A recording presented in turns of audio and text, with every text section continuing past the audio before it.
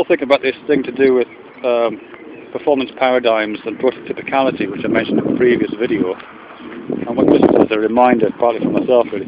What I was saying in that is that to the extent that performance is mobilized as a paradigm, as a model, as a structure, those kind of ideas, as a paradigm for analysing and comprehending, understanding a wide range of events and experiences and phenomena, we tend to draw upon prototypical examples of performance.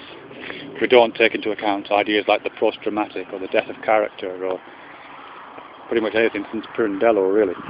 But what I was just thinking about in terms of that was my own uses of the paradigm.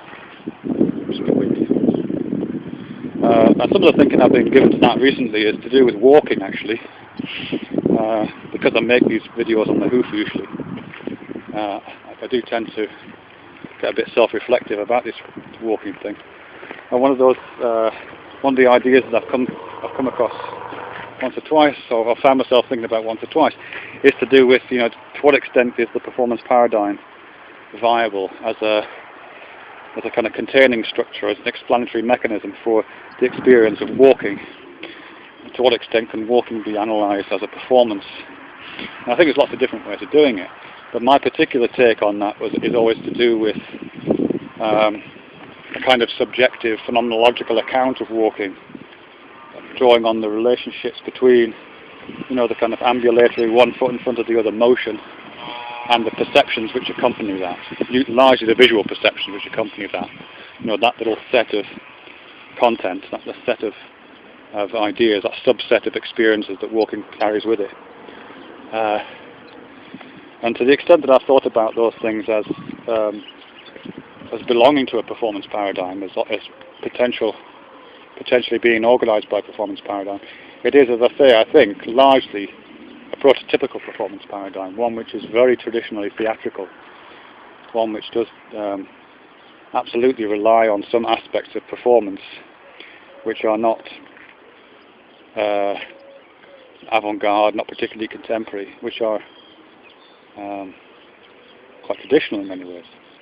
So, for example, this one of the things I keep coming back to is, in my own thinking, is the fact that as I'm walking, I seem to have in front of me this whole time this brightly lit space. I'm walking into the light, and simultaneously I have this experience of darkness behind me.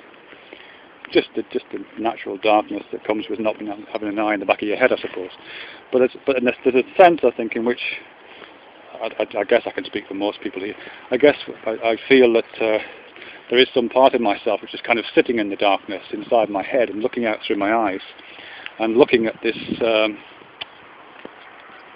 brightly lit space. It's almost like I'm sitting in the front row of a theatre, looking out onto a relatively traditional space, albeit an extremely realistic, illusory space.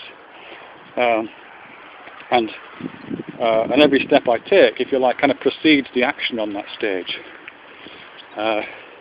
And obviously, of course, things like turning my head also bring things in from the wings and end one scene and start another scene. Those are the things that are constantly happening. So there's also a sense of things which I think feel myself to be both the author and the participant of this experience.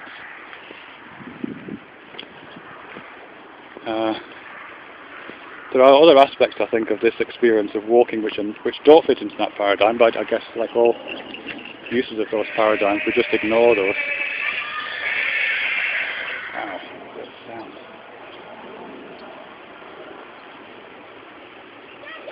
Yeah, I think there's other things about that, I think, but certainly part of this experience is to the extent, as I say, that it fits within the performance paradigm, is this stuff to do with the fact that I'm sitting in the dark looking out into the light, preceding the action by moving, having off-stage behaviour and on-stage behaviour.